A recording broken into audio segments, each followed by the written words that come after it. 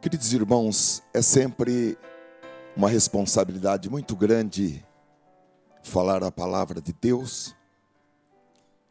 E por mais que nós nos preparemos para este momento,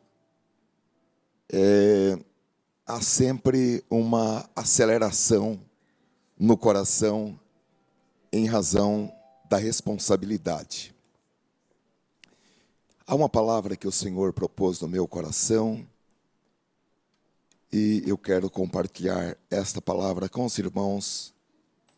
Eu coloquei como título nesta mensagem, Natal e Esperança. Hoje a cristandade em toda a face da terra comemora o Natal, o dia do nascimento de Jesus.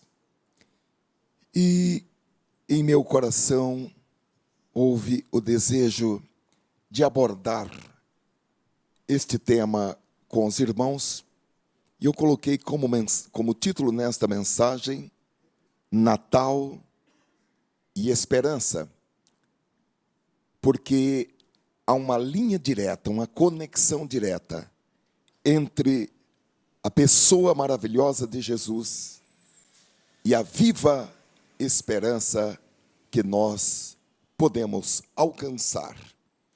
Nós vamos abrir as nossas Bíblias, queridos irmãos, que é a infalível, imutável, inerrante Palavra de Deus. Nós vamos abrir no Evangelho de nosso Senhor Jesus Cristo, segundo escreveu Mateus, no capítulo 2. Mateus foi um dos 12. Ele, que tinha por sobrenome Levi, era um cobrador de impostos. Ele trabalhava, mesmo sendo judeu, ele trabalhava para o Império Romano. E Jesus passou em frente à sua mesa de trabalho. E Jesus, olhando para ele, disse: segue-me. A Bíblia diz que ele levantou-se, abandonou a coletoria, o seu posto de trabalho, e seguiu a Jesus.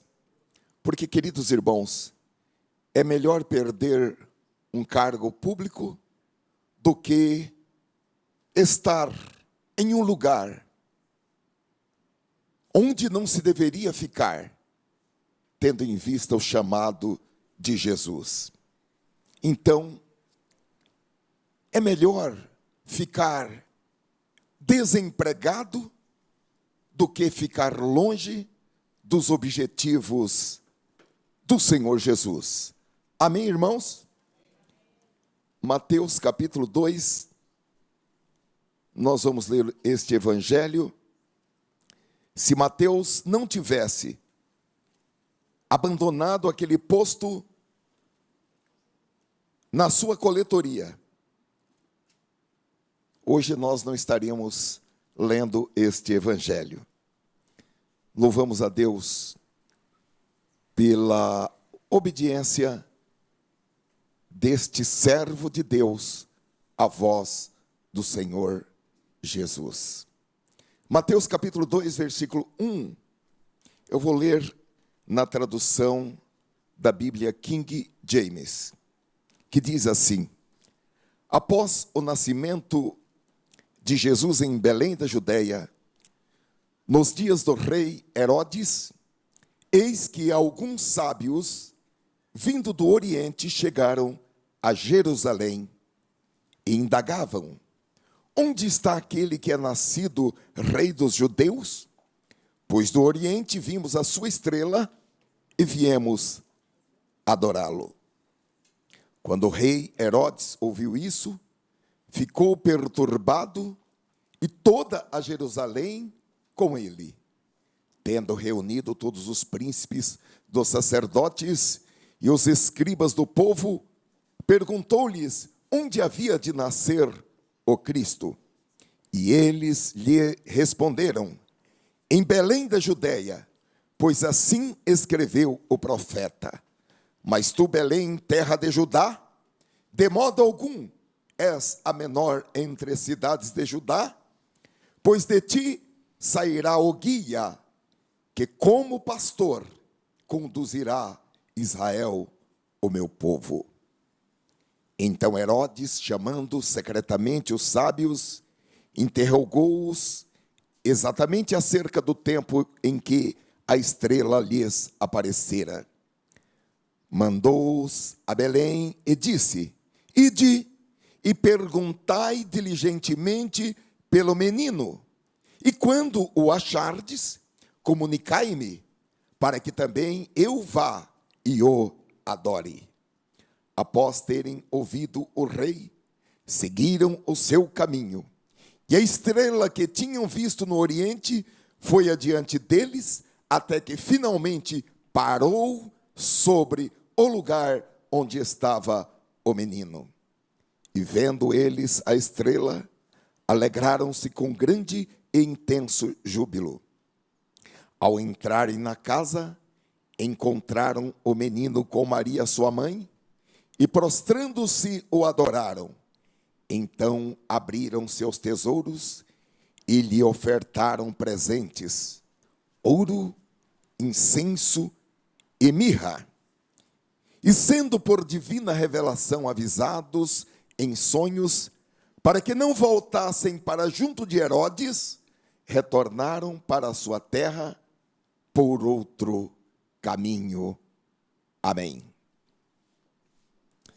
Queridos irmãos, nas semanas e nos dias que antecedem o Natal, se nós pudéssemos medir a esperança das pessoas com algum tipo de instrumento, certamente nós encontraríamos uma atmosfera borbulhante ou borbulhando de esperança. Encontraríamos um nível de boa vontade, de bons propósitos, de boas expectativas transbordando para o ano novo. Esse tipo de esperança que nós materializamos em mensagens de Natal, mensagens de Feliz Natal, próspero Ano Novo, venturoso Ano Novo, abençoado Ano Novo, com desejos de que algo bom aconteça em nossas vidas e aconteça também nas vidas dos nossos amigos, dos nossos clientes, das pessoas com as quais nós temos algum tipo de relacionamento, e enviamos uma mensagem de esperança, de que algo bom aconteça, é realizada, e muitas vezes, aquilo que nós desejamos para nós ou para outrem, não acontece. Nós poderíamos ficar desapontados, mas a realidade é que as condições não são tão devastadoras quando elas não acontecem. E de alguma maneira nós renovamos a nossa esperança para o próximo Natal ou para o próximo ano.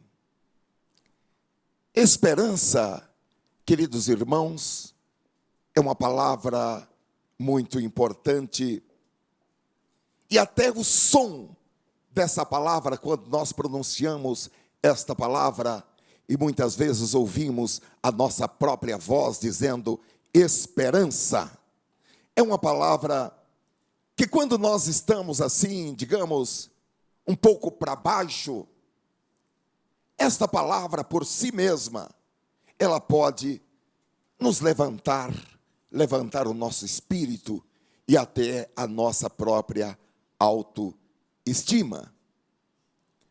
Porque, queridos irmãos, existem algumas coisas que nos ajudam para que nós fiquemos de pé. E mesmo quando a vida parece que não está indo para o ponto que nós desejávamos, para a direção que nós gostaríamos, a esperança é algo que nos mantém, que nos levanta, que nos coloca de pé. A esperança é algo com a qual nós nos agarramos quando perdemos o nosso trabalho, a nossa saúde. Quando alguém perde a pessoa que ama, a esperança é como um combustível, é como uma faísca dentro da nossa alma que nos diz: as coisas amanhã serão melhores. O dia de amanhã será melhor. O próximo ano será melhor. Uma pessoa não pode viver sem esperança. Porque a esperança, irmãos, ela é como uma âncora para o futuro. Os irmãos sabem que em um barco ou em um navio lançam-se âncoras para que aquele barco ou aquele navio não caminhe sem rumo ou à deriva. Porém, queridos irmãos, o problema com a esperança é que, normalmente, a esperança, ela é sempre baseada em fatos incertos, em acontecimentos incertos. Quando nós falamos, por exemplo, esperamos que amanhã faça sol, ou esperamos que chova amanhã, ou até quando nós dizemos: eu espero em Deus que tal coisa aconteça, nós estamos pronunciando essa palavra não como uma certeza, mas como um desejo, como aquele que nós encontramos na terceira carta de João, que diz: amado, desejo, eu espero que você vá bem em todas as coisas e que tenhas saúde, assim como vai bem a tua alma. É um desejo e não uma certeza. E nós podemos esperar, e podemos desejar algo, e podemos confiar em Deus. E a Bíblia até diz: quando você for desejar algo, inclua Deus. E diga: eu não somente viverei, mas eu confio em Deus, que amanhã farei isto ou aquilo. Todavia, queridos, a vida é imprevisível, as coisas podem mudar no último momento, e de repente, eu acredito que todos nós já tivemos a experiência daqueles sonhos acalentados, daquelas esperanças caírem por terra e virarem pó. Todavia, queridos irmãos, na Bíblia há um tipo de esperança que não é um desejo. Há um tipo de esperança na Bíblia que é uma certeza.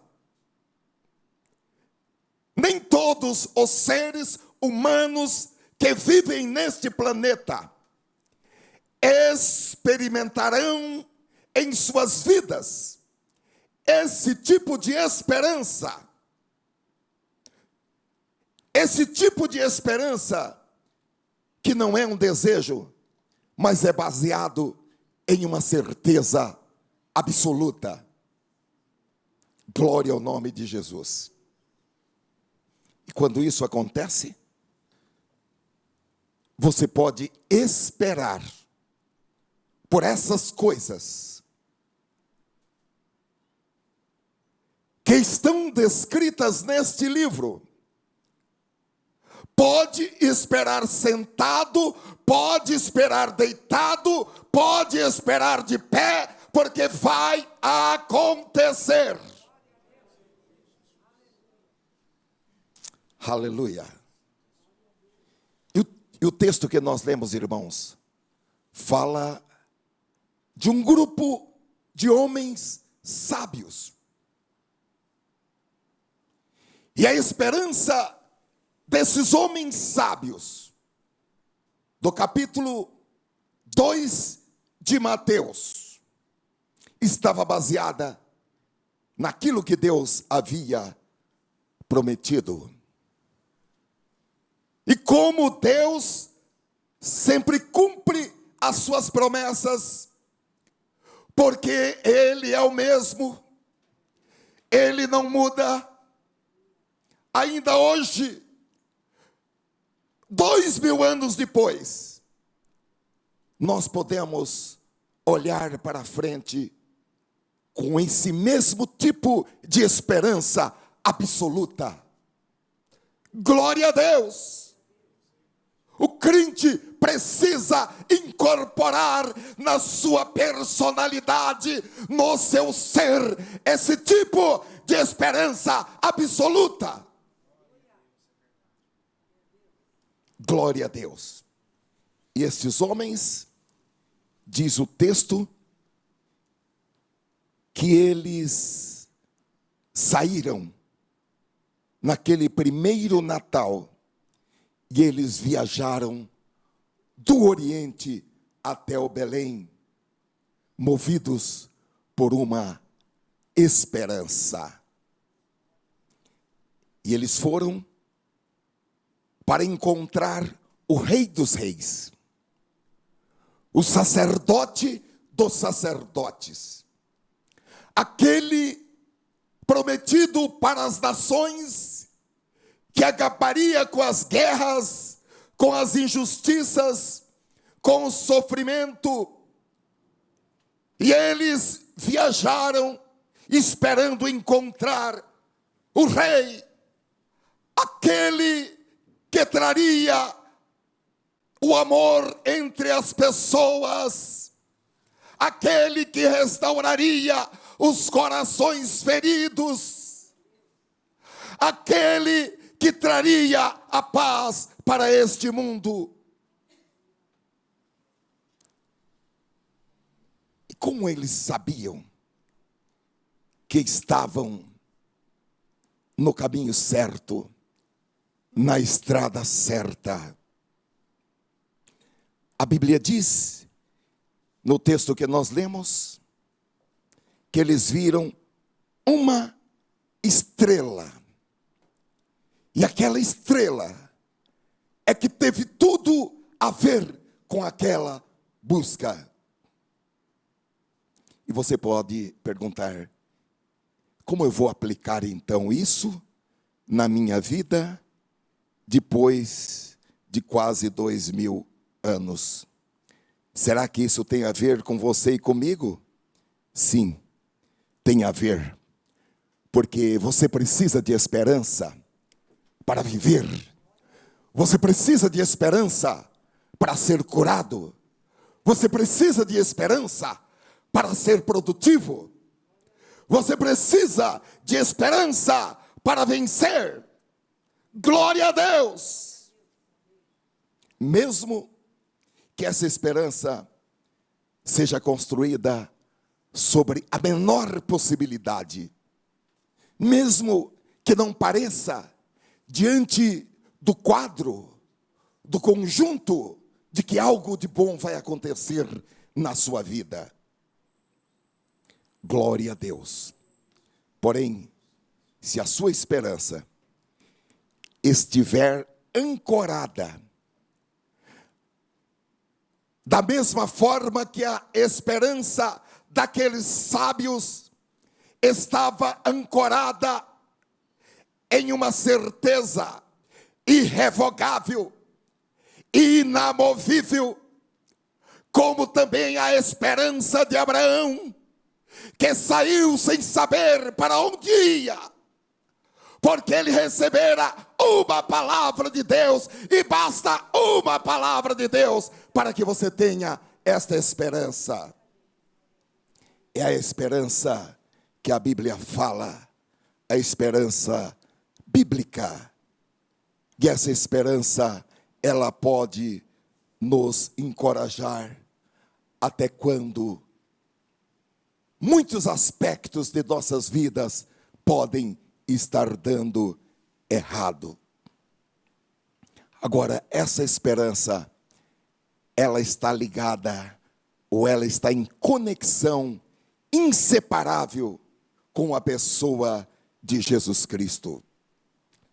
Se nós crermos nele, como diz a Escritura, não uma crença baseada na experiência das crenças humanas, mas crendo nele, como diz a Escritura, e você pode empreender um estudo para ultrapassar a crença natural, para crer, como diz a Escritura. Nós podemos ter essa esperança, que é a esperança do tipo certeza, a esperança da vida eterna, a esperança da sua orientação, da sua proteção, da sua provisão e do seu cuidado para todos os dias de nossas vidas. E Jesus, ele é a ligação, ele é a âncora que nos liga a essas promessas, promessas que estão reservadas para o futuro do povo de Deus. Todo filho de Deus, para toda filha de Deus, há um futuro e uma esperança que o Senhor está provendo, protegendo e guardando. E esta mensagem, irmãos, ela é ilustrada por esses sábios. Algumas traduções falam de magos que visitaram Jesus quando ele nascera. E esses sábios ou magos chegaram a Jerusalém depois de uma longa viagem, uma viagem cara, uma viagem difícil. E o que os levou, queridos, a Jerusalém não era um desejo, mas era uma certeza. Eles fizeram as contas e eles receberam a revelação. E eles estavam certos de que o rei dos judeus, que teria um poderio, uma soberania e um império tão forte, que ele seria rei dos reis. Aquele era o tempo em que ele deveria nascer no lugar determinado por Deus, e eles vieram para adorá-lo e para trazer-lhe também presentes. Nós já podemos tirar daqui pelo menos 3 sábias lições. A primeira é que Deus é a fonte da esperança. Existem várias outras fontes de esperança, mas são fontes efêmeras, porque a única fonte da esperança viva é Deus e não há outra. A segunda lição é que Jesus é o cumprimento da esperança. E a terceira lição é que nós ganhamos esperança quando nós seguimos a Jesus. Queridos irmãos, então Deus é a fonte da esperança. Aqueles sábios, eles estavam ansiosos, eles estavam aguardando a vinda do rei dos judeus, porque ele restauraria todo o caos em que a terra estava envolvida. E Deus dissera pela boca dos seus profetas que ele viria. Queridos irmãos, quando Deus fala alguma coisa, quando nós capturamos ou captamos o que Deus disse, isso deve gerar em nós essa esperança, uma esperança do tipo certeza, uma esperança que não se abala, uma esperança que permanece. E o texto que nós lemos em Mateus capítulo 2, no versículo 1, diz que após o nascimento de Jesus em Belém da Judéia, nos dias do rei Herodes, eis que alguns sábios, vindos do Oriente, chegaram a Jerusalém e indagavam: onde está aquele que é nascido rei dos judeus? Pois do Oriente vimos a sua estrela e viemos adorá-lo. Quem eram esses sábios ou esses magos? Esses sábios, irmãos, eles eram sacerdotes babilônicos. Eles não eram judeus, eles eram gentios, só que tementes a Deus. E eles estudavam os tempos, estudavam as profecias, e eles estavam esperando de uma maneira ansiosa a vinda do Messias. Entre os povos medos, persas, eles eram reconhecidos e tidos como mestres e cientistas. Como eu falei para os irmãos, algumas versões trazem a expressão magos. Mas nos dias que nós estamos vivendo, essa expressão, ela tem uma conotação mística, cabalística, ocultista, e nós vamos preferir a expressão da Bíblia King James que eu li, que diz sábios. Quantos eram esses sábios? A Bíblia não diz o número deles. A tradição das igrejas cristãs diz que eram 3 reis, segundo os valores monetários dos presentes por eles oferecidos a Jesus. Porém, isso não tem uma total comprovação bíblica. A Bíblia diz que eram alguns sábios vindo do Oriente, e não diz que eles eram reis.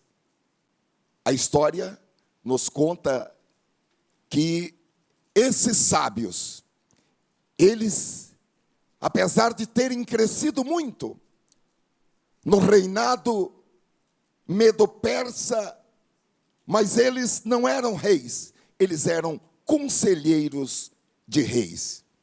E eu gostaria de falar sobre algumas coisas que nós precisamos saber sobre esses sábios.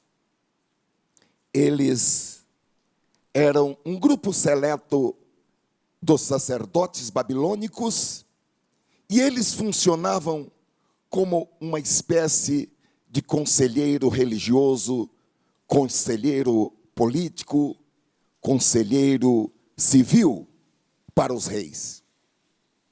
E os seus estudos incluíam uma mistura de astronomia, astrologia, medicina e ciências e religião. E eles estudavam as estrelas e a influência das estrelas sobre as vidas e os destinos das pessoas e das nações. Eles eram intérpretes de sonhos como Daniel e seus amigos Sadraque, Mesaque e Abidnego, que nós encontramos no livro de Daniel. E lá diz que Daniel e os seus amigos, eles se juntaram a um grupo de sábios que já existiam lá na Babilônia. E agora, queridos irmãos, esse grupo de sábios, esse conjunto de sábios, procuravam o rei recém-nascido. Nós podemos entender que eles eram homens que foram influenciados pela religião judaica, pelas profecias, e eles esperavam o nascimento de Jesus. Porque Jesus não foi esperado apenas pelos judeus. O Messias era esperado pelos judeus. Eles não entenderam quando ele nasceu e continuaram a esperar o Messias. Mas ele era esperado pelos judeus e pelas nações, porque ele era o desejado das nações. E o fato, irmãos, deles empreenderem uma jornada tão longa e tão difícil, nos dá a entender de uma maneira muito forte que eles acreditavam no Deus que estava acima de todos os deuses que eles conheciam, que era o Deus dos judeus, Jeová. E, irmãos, nós conhecemos a história. Sabemos que Daniel, ainda muito jovem, ele foi levado para a Babilônia como um prisioneiro de guerra. E por causa da sua fé em Deus, por causa da sua fidelidade a Deus, Deus o exaltou sobremaneira.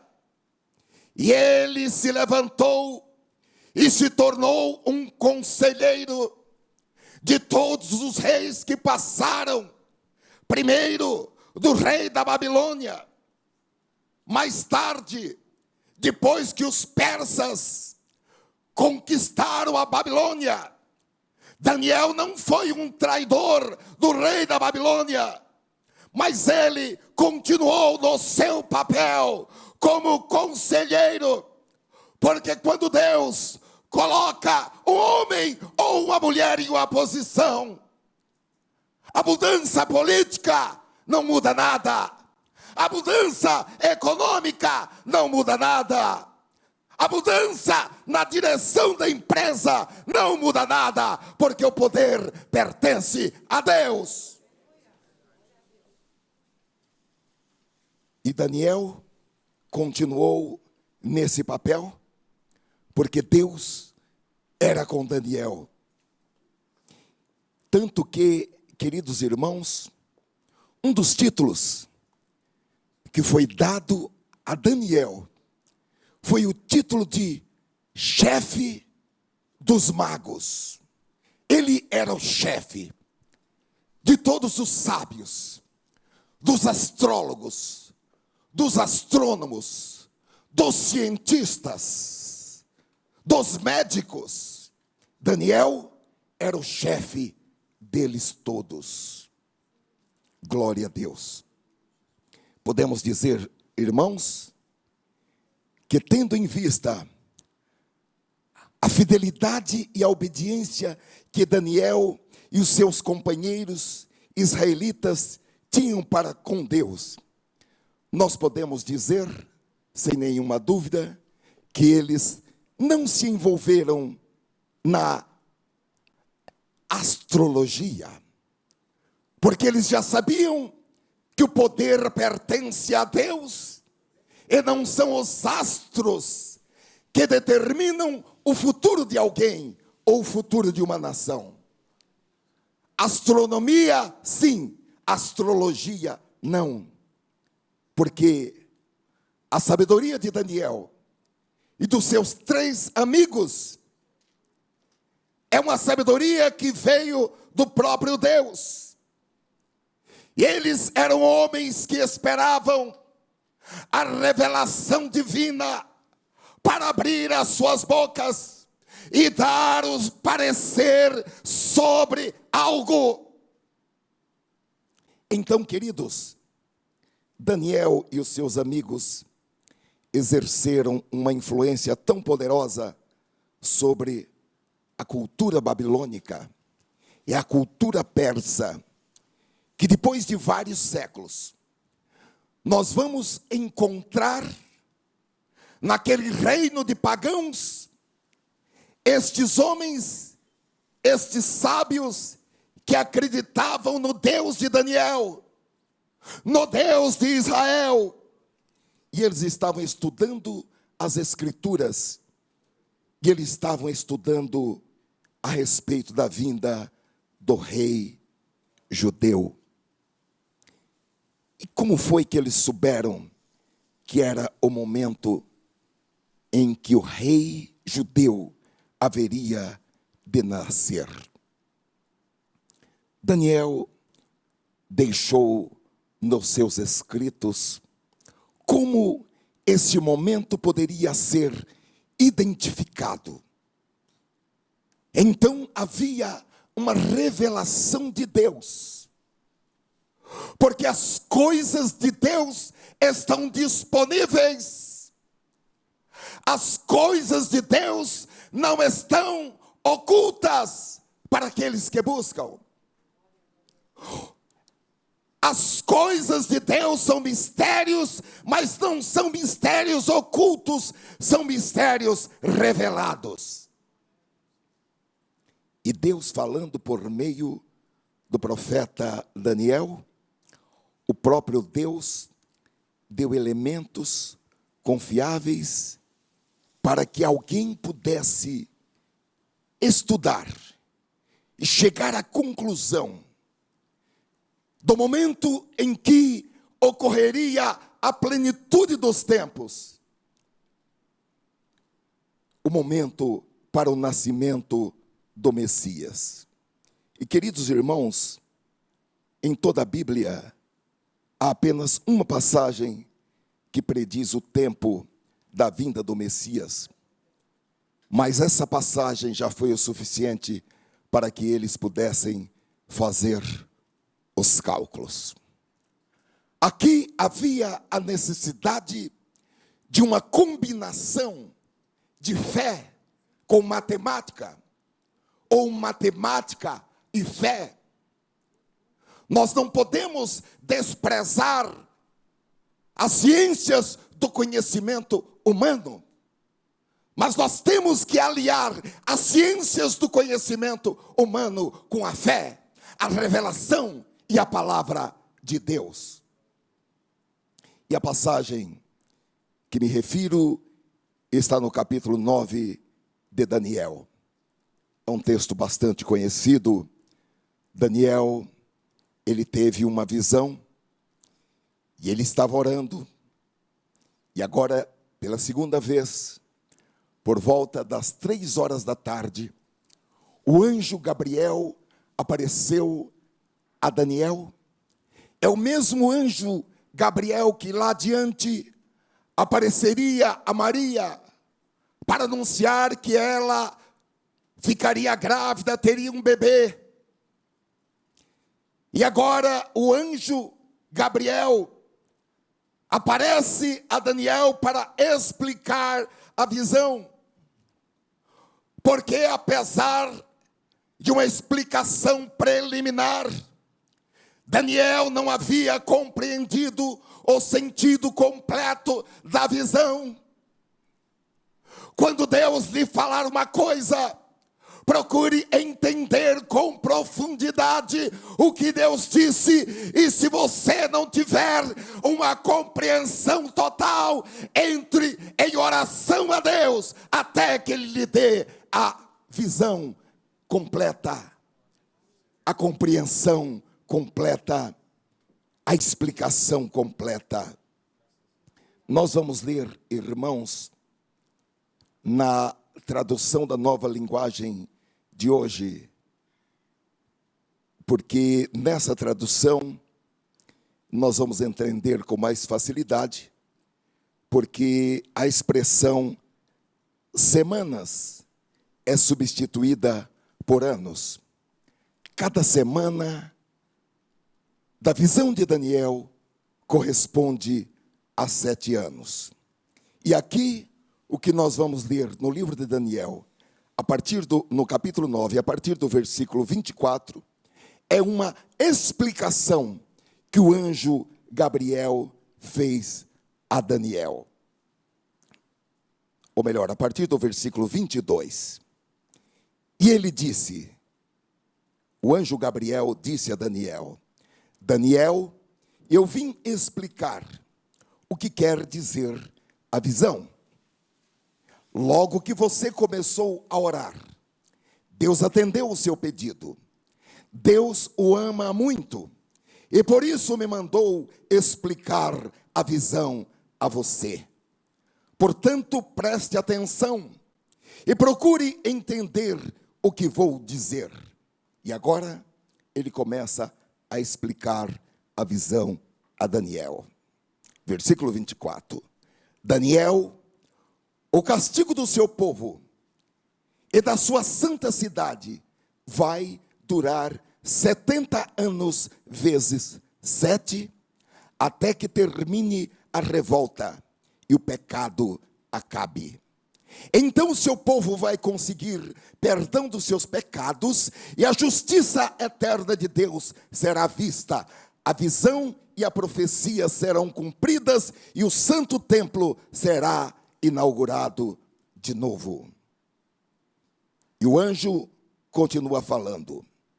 Preste atenção, Daniel, e compreenda. Depois de ser dada a ordem para reconstruir Jerusalém, 7 anos vezes 7 vão passar até que chegue o líder escolhido por Deus, ao pé da letra, ou ungido, ou Messias. As novas ruas e muralhas de Jerusalém durarão 62 anos vezes 7, mas será um tempo de muito sofrimento.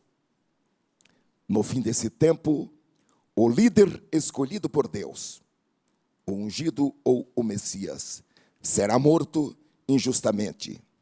Chegará um rei com o seu exército e destruirá a cidade e o templo, o que lá adiante aconteceu no ano 70 da era cristã. O fim virá como uma enchente, trazendo guerra e as destruições que Deus resolveu mandar.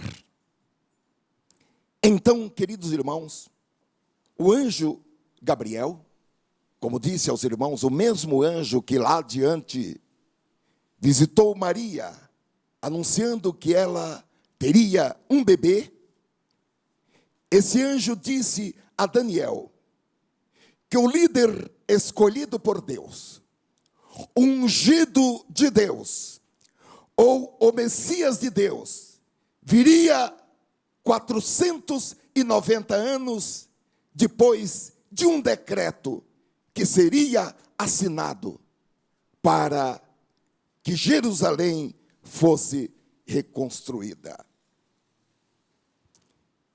Eu fiquei pensando, irmãos, que em razão da posição de Daniel como o primeiro conselheiro da corte persa, uma espécie de primeiro-ministro, parece provável que ele, em suas conversas com os seus pares, com os outros que compunham o conselho consultivo, ele falou a respeito desta profecia. E sem dúvida, aqueles sábios ou magos, eles estudaram a tradução grega do Antigo Testamento, e isso foi suficiente para que eles tivessem em seus corações a esperança messiânica, porque a palavra de Deus não volta vazia, mas todo aquele que se propõe a conhecer a palavra de Deus, a palavra de Deus produz na vida daquela pessoa o discernimento, a inteligência, a compreensão daquilo que Deus quer revelar. E exatamente, irmãos, de acordo com a história, no ano 444 a.C., o rei Artaxerxes Longimanus decretou um decreto para reconstruir Jerusalém. Então, queridos irmãos, aqueles homens sábios, e isso é muito significativo, eles passaram a estudar o tempo, e por meio de cálculos matemáticos, eles chegaram à conclusão, à compreensão, de que a vinda do ungido de Deus, o Rei dos Reis, estava se aproximando. E eu acho muito interessante, irmãos, que enquanto aqueles sacerdotes babilônicos fizeram os cálculos e estavam à procura da vinda do rei, os líderes religiosos judeus, que conheciam as profecias e sabiam fazer uma conexão das profecias com o tempo, eles não tinham feito os cálculos e eles estavam inconscientes, eles estavam na obscuridade, porque o Rei dos Reis nascera a poucos quilômetros de distância de onde eles estavam. E se alguém está desejoso de saber a vontade de Deus, se alguém faz do desejo de saber a vontade de Deus a sua busca, a sua paixão, o seu desejo, o alvo da sua vida, ele terá a revelação. Deus jamais vai deixar de revelar para aquele que deseja conhecer a revelação, ter a revelação. Então Deus enviou um sinal sobrenatural, um sinal, uma estrela que confirmava a chegada daquele, o desejado das nações, o ungido de Deus. Então, queridos, a profecia de Daniel, ela se tornou uma realidade. E quando nós estudamos de uma maneira mais aprofundada a respeito da relação deste decreto com a profecia de Daniel, nós vamos encontrar Jesus entrando em Jerusalém 483 anos depois, assentado em um jumentinho.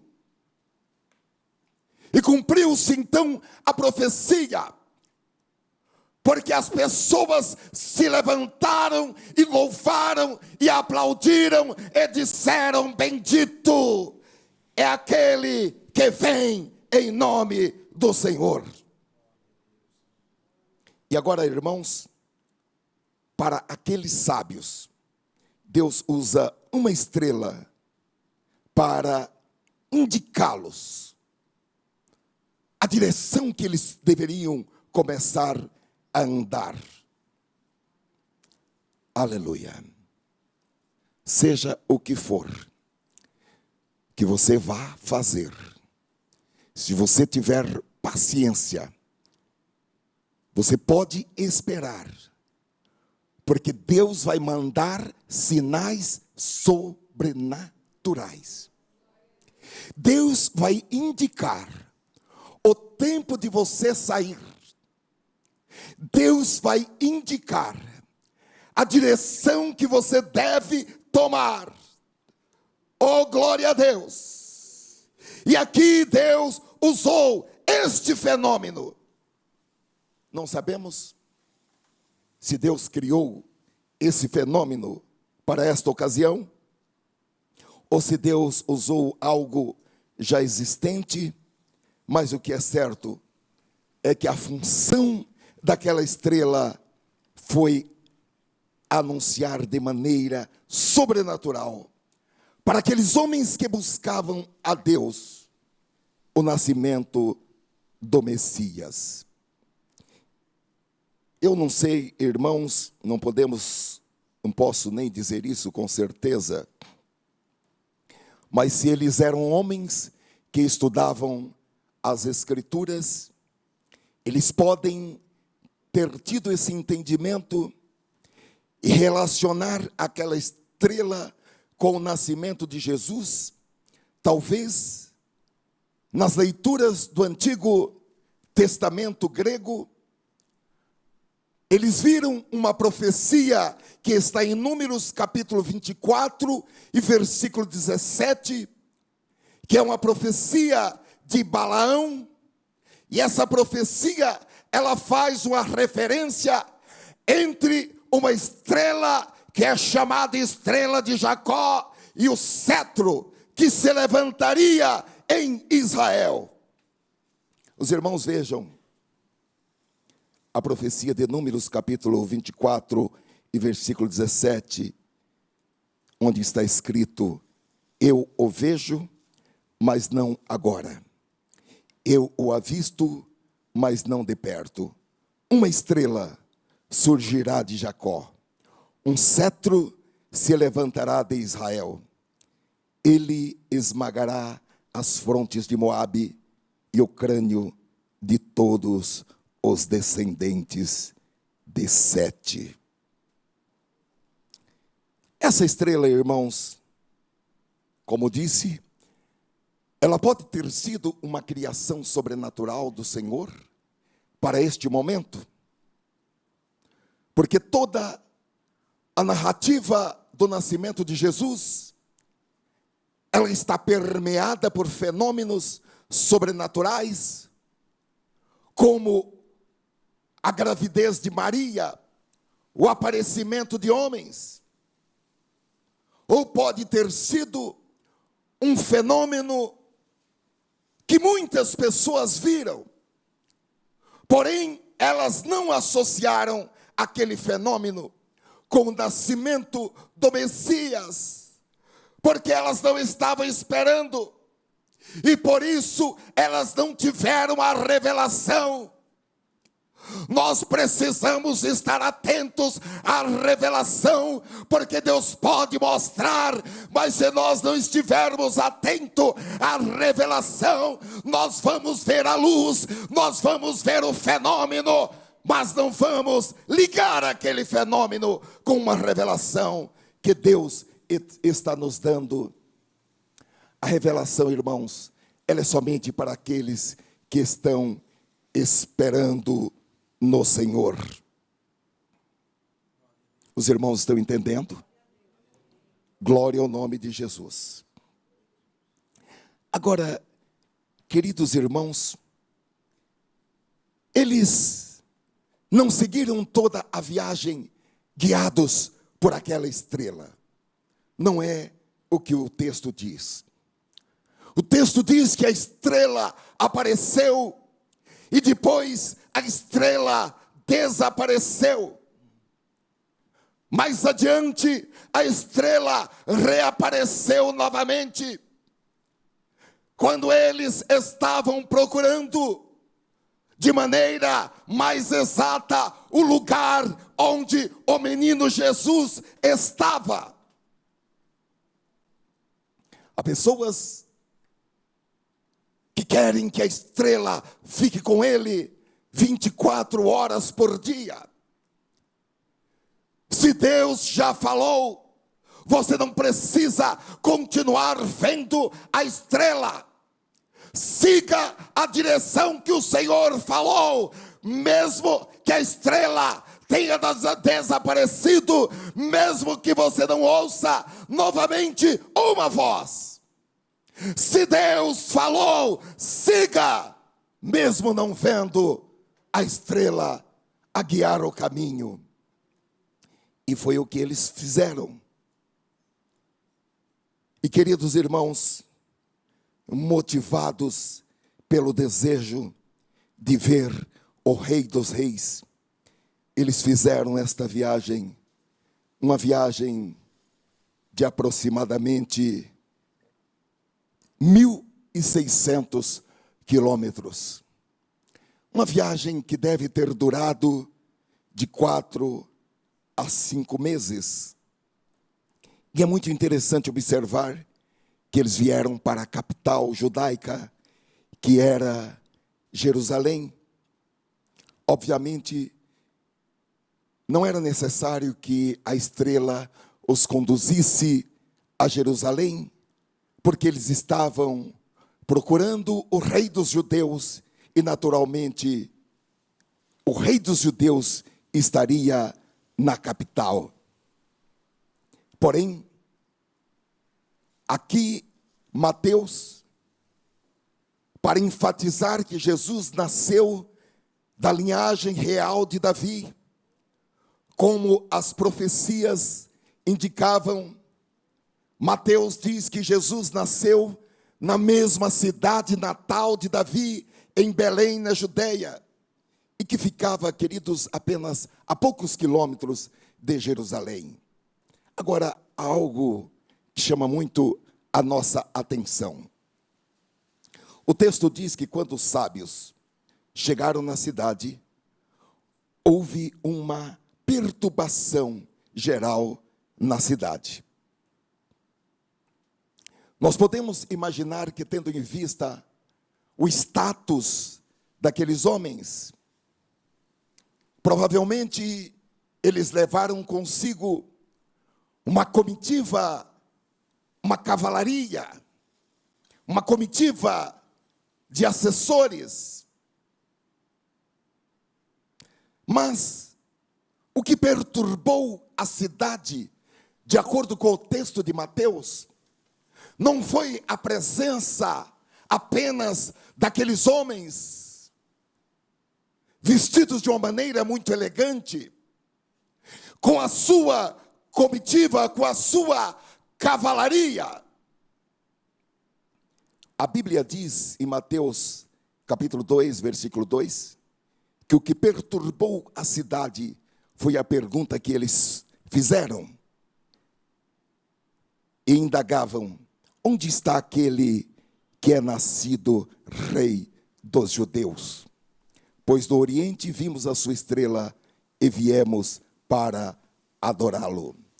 O versículo 3 diz: quando o rei Herodes ouviu isso, ouviu esta pergunta, ficou perturbado, e toda a Jerusalém com ele. E o que ele fez? Versículo 4: tendo reunido todos os príncipes dos sacerdotes e os escribas do povo, perguntou-lhes onde havia de nascer o Cristo. Versículos 5 e 6, e eles lhes responderam: em Belém da Judeia, pois assim escreveu o profeta: mas tu, Belém, da terra de Judá, de modo algum és a menor entre as principais cidades de Judá, pois de ti sairá o guia, que como pastor conduzirá Israel, o meu povo. Herodes, irmãos, ele recebera o título de rei dos judeus. Ele não nascera rei dos judeus porque ele não era sequer judeu. Mas no ano 40 antes de Cristo, ele tinha sido nomeado pelo Senado do Império Romano. E esse homem, Herodes, era um homem cruel, um homem perigoso, um homem que eliminara todos aqueles que, de alguma maneira, ele entendesse que ameaçavam a sua posição como rei. Os irmãos vejam, a história diz que entre os que ele havia matado estavam 3 dos seus próprios filhos. A sua esposa favorita, Mariamne, a sua sogra, o seu cunhado, o seu tio e 300 oficiais de justiça que protegeram da execução de 2 de seus filhos. E agora, queridos irmãos, este homem fica perturbado, porque ele entende que esta criança que nascera se apresentava como um rival para o seu trono. E todo o Israel ficou perturbado, porque quando Herodes ficava perturbado, ele perturbava todos aqueles que estavam ao seu redor. E todo o Israel sabia que haveria problemas com aquilo. E Herodes, ele foi consultar os estudiosos judeus e aqueles que estudavam as profecias, os eruditos. Eles sabiam que havia esta profecia 7 séculos antes. O lugar onde o Messias nasceria fora registrado nas profecias escritas por Miqueias. Miqueias capítulo 5 diz: mas tu, Belém Efrata, embora sejas pequena entre os clãs de Judá, de ti virá para mim aquele que será o governante sobre Israel. Suas origens estão no passado distante, em tempos antigos. Agora, queridos, é muito triste e muito surpreendente que mesmo depois que os líderes religiosos voltaram a rever a profecia de Miqueias, informaram Herodes a respeito da profecia, nenhum deles se preocupou, seja em acompanhar aqueles sábios, seja em ter a iniciativa de encontrar a criança. E a distância de Jerusalém para o local onde a criança nascera era de apenas 10 ou 12 quilômetros. Isto revela, irmãos, que quando alguém que foi espiritual, mas tornou-se frio na fé, desinteressado pela revelação, pelas coisas de Deus, a bênção de Deus, a promessa de Deus pode estar a apenas poucos passos, que a pessoa não terá a iniciativa de ir até lá, em contraste com a esperança dos sábios do Oriente que viajaram mais de 1.600 quilômetros. E queridos, Herodes então investigou. Ele queria saber qual era a idade da criança. Versículo 7 diz: então Herodes, chamando secretamente os sábios, perguntou-lhes, interrogou-os, exatamente acerca do tempo em que a estrela lhes aparecera. Mandou-os a Belém, versículo 8, e disse: ide e perguntai diligentemente pelo menino, e quando o achardes, comunicai-me, para que também eu vá e o adore. Podemos ter um resumo aqui, irmãos? Porque nós começamos dizendo que Deus era a fonte da esperança para aqueles sábios e que Ele os guiou por sua palavra e também pela sua estrela. Aplicando, queridos, esses detalhes para a nossa própria vida, podemos entender que enquanto aqui a estrela era a única direção para aqueles sábios, para nós que vivemos no dia de hoje, a palavra de Deus revelada está disponível para guiar a cada um de nós em todos os aspectos de nossas vidas. Não há um aspecto de nossa vida que nós não encontremos na palavra de Deus um guia completo, seja para o nosso relacionamento com Deus, seja para todas as demais decisões e ações de nossas vidas. Agora tem uma coisa, irmãos. Assim como aqueles sábios estudaram a palavra de Deus, para que nós também tenhamos um grande benefício, nós precisamos de imersão pessoal nas páginas da Bíblia. Nós não podemos ficar só no Salmo 23. Nós não podemos ficar só no Salmo 91. Ah, mas o poço é fundo, mas o Espírito Santo nos dá a revelação e a sabedoria para que nós possamos tirar água desse poço fundo. Aleluia. Agora, a Bíblia declara que Jesus, Ele é a esperança. Ele é aquele que perdoa os nossos pecados.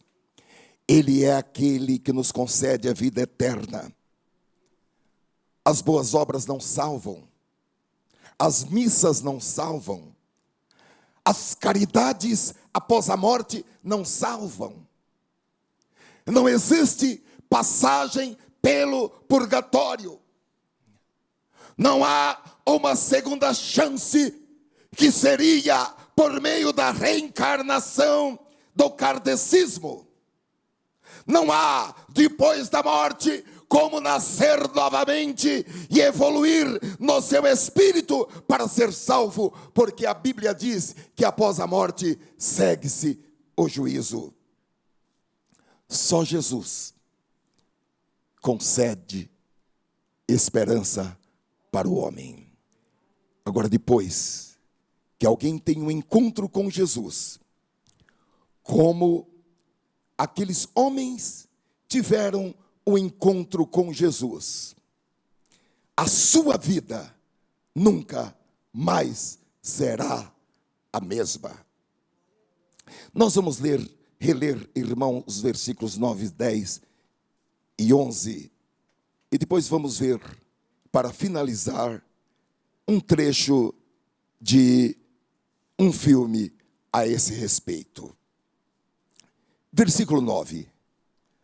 Após terem ouvido o rei, seguiram o seu caminho, e a estrela que tinham visto no oriente foi adiante deles, até que finalmente parou sobre o lugar onde estava o menino. Você pode ficar tranquilo, que quando Deus te mandar tomar uma decisão, Ele te dará a revelação completa. Não faltará nada. E vendo eles a estrela, versículo 10, alegraram-se com grande e intenso júbilo. Ao entrarem na casa, encontraram o menino com Maria sua mãe, e prostrando-se o adoraram. Então abriram seus tesouros e lhe ofertaram presentes: ouro, incenso e mirra. Glória ao nome de Jesus. Aqui novamente, a mesma estrela que aparecera a eles no Oriente, indicando o rumo que eles deviam tomar. Novamente, a estrela aparece e leva eles até a casa de Jesus. Aqui Jesus não estava mais na manjedoura. Aqui Jesus já estava na sua casa. Normalmente, as gravuras, as pinturas e os filmes que nós assistimos a esse respeito, dentro da liberdade poética dos autores, retratam esses sábios adorando a Jesus na manjedoura. Mas na realidade, Jesus já estava na sua casa, avisados por divina revelação, por meio de sonhos, para que não voltassem para junto de Herodes, partindo para sua terra por outro caminho.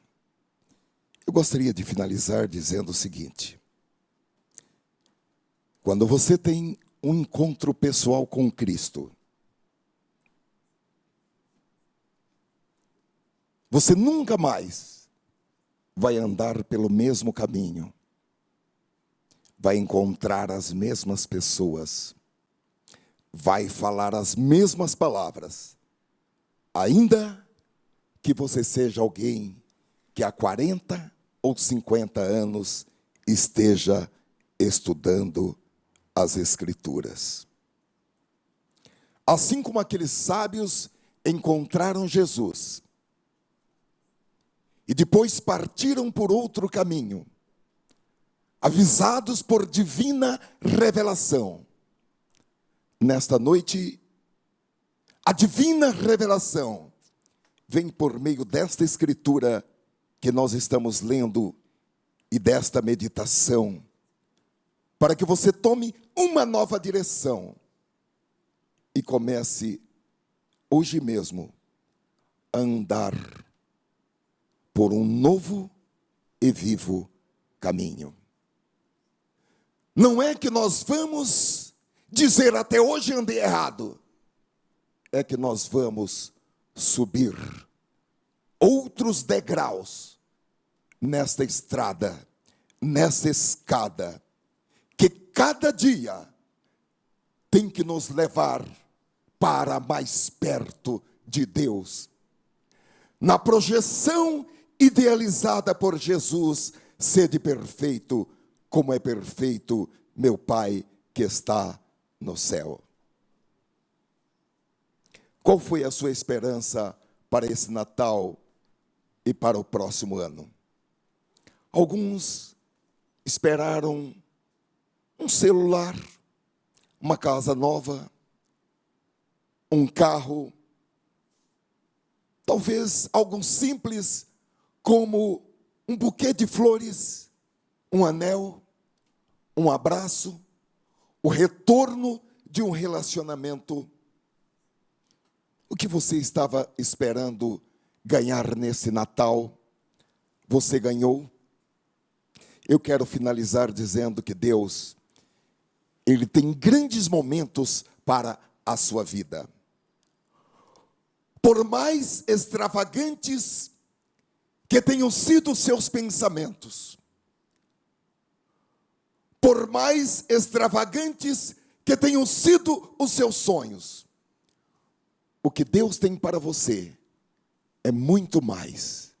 É muito, muito, muito, muito mais além, muito mais valioso, muito mais superior do que tudo que você pode supor.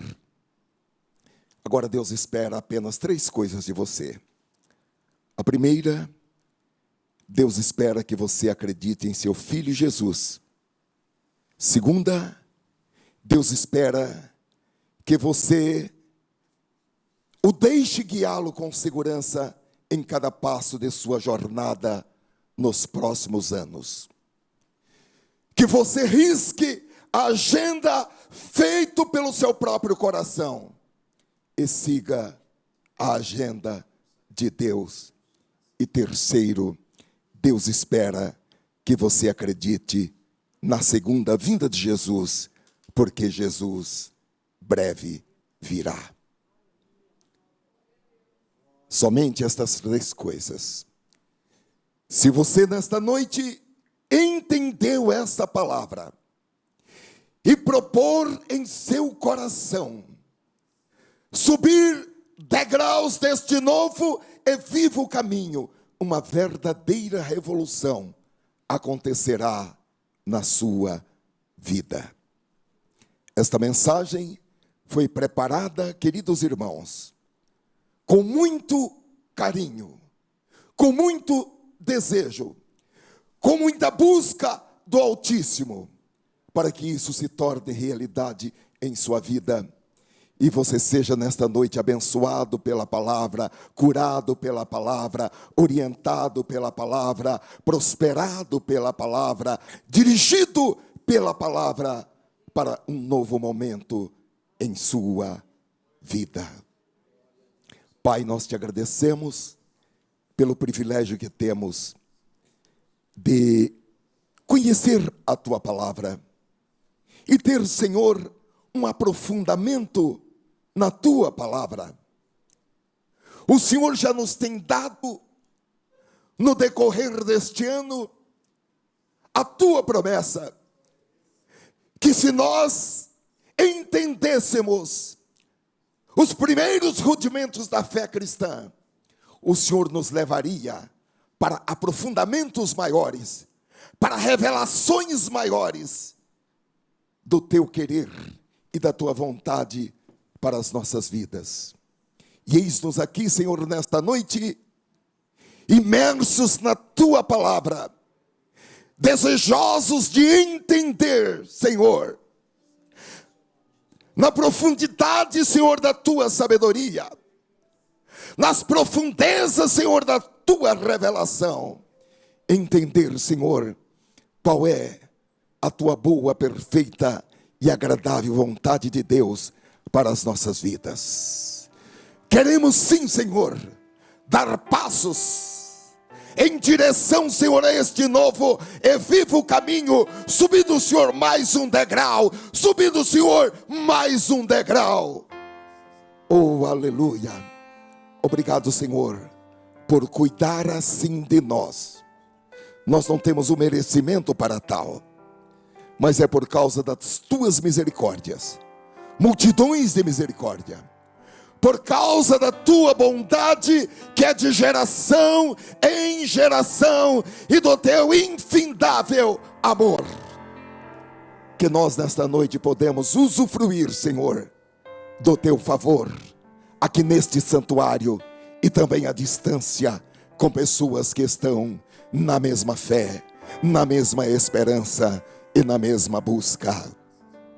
Ó Senhor, há homens e mulheres aqui que ouviram a tua palavra, que fomos tocados pela tua palavra. Produza em nós, Senhor, o efeito desta palavra, contra todo sentimento, contra todo estado, seja físico, emocional ou espiritual.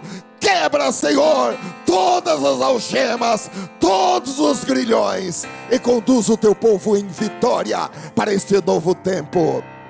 Oh, aleluia! Rumo, Senhor, ao novo e vivo caminho, percorrendo, Senhor, os degraus deste novo e vivo caminho, em nome de Jesus Cristo.